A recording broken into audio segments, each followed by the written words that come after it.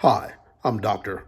Isaac Alexis from the Slim Samurai Group 84, helping you to slash through sickness and offering you a slice of health and wellness. In my last video, I discussed the role of riboflavin and the benefits of vitamin B2, riboflavin, in persons with sleep apnea, asthma, and chronic obstructive pulmonary disease, COPD. I discussed that riboflavin was one of the main constituents of spinach, which is part of the DASH diet. But I want to look at something very important that's pertinent to what's going on right now in the global COVID-19 pandemic. And I want to discuss various micronutrients involving COVID-19. And specifically, yes, you guessed it, riboflavin, vitamin B2. Now, the coronavirus, COVID-19, as you probably know by now, is caused by the SARS-CoV-2 virus. In January 2020, the World Health Organization declared COVID-19 as a public health emergency of international concerns, then becoming a pandemic.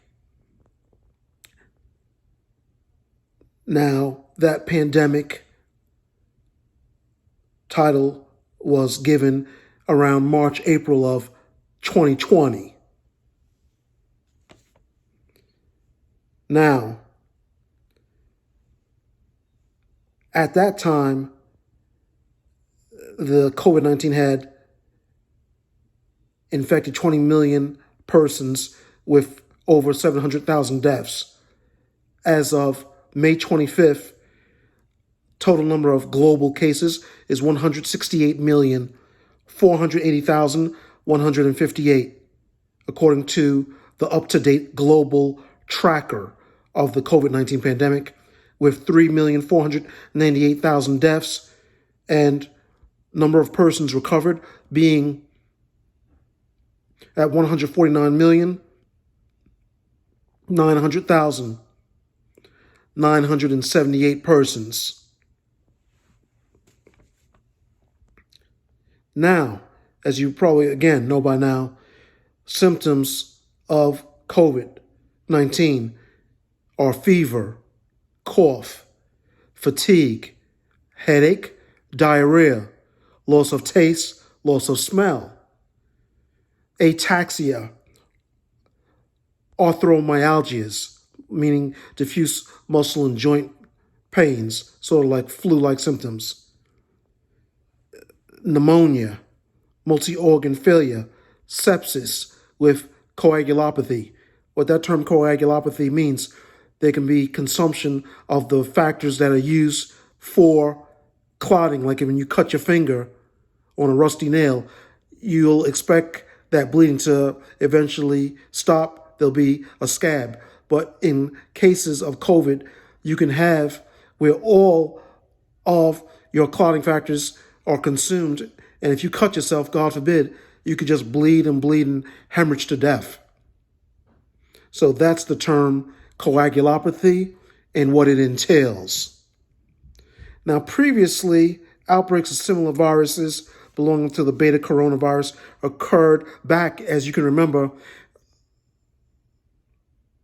close to 20 years ago, from 2002 to 2004, and then 2012 to 2014. In 2002 through 2004, it was the SARS, severe acute respiratory syndrome. And then 2012 through 2014, it was the MERS, Middle East respiratory syndromes, respectively, both belonging to the coronavirus families. Now, people wanted to know for a long time what could be done in terms of creating a fortress against the coronavirus?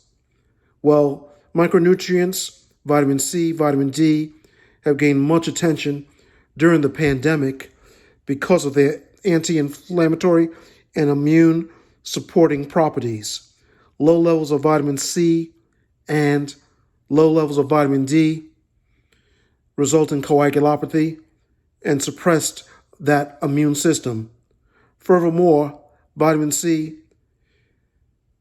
can increase the oxygen delivery to cells.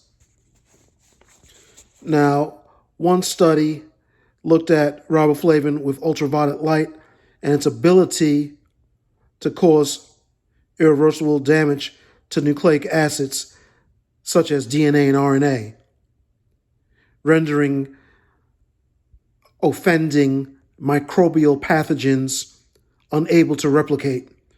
Riboflavin and ultraviolet light had been shown to be effective against MERS-CoV virus, suggesting that could possibly be helpful against the SARS-CoV-2 virus. In fact, riboflavin ultraviolet decrease the infectious titer of SARS-CoV-2 below the limit of detection in human blood. And I'll post that study here in the video. Now, this could alleviate some of the risk of transfusion of COVID-19, as well as reducing other pathogens in blood products for critically ill COVID-19 patients. You want to undertake whatever ancillary measures possible in order to decrease any bloodborne transmission of COVID-19.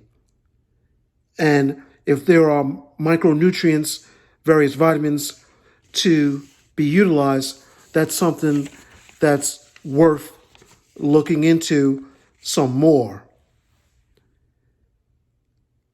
There's a reason why these vitamins have a beneficial effect in the human body. And so it definitely merits further exploration.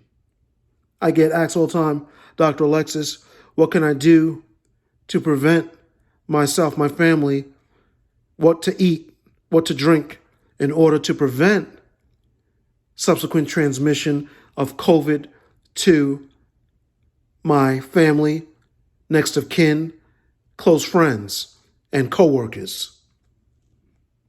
So that is some of the research I've gathered, and I hope that it was of benefit to you today.